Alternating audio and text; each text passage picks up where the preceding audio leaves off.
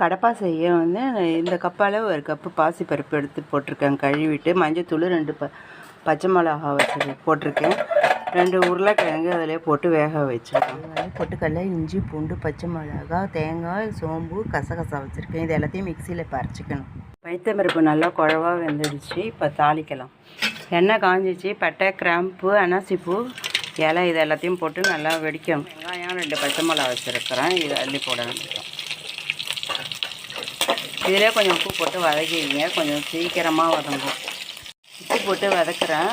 ரொம்ப சுருளை வதங்கணும்னு அவசியம் இல்லை, லைட்டாக வதங்கினா போதும். இப்போ தக்காளியும் போட்டு நல்லா வதக்குறேன். நல்லா வதங்கிடுச்சு கொஞ்சம். இப்போ நம்ம குக்கரில் வேக வச்ச பருப்பை வந்து இதில் ஊற்றிக்கலாம். உருளைக்கிழங்கு வேக வச்சுருக்கிறது இதில் பொடி பண்ணி போட்டுக்கலாம்.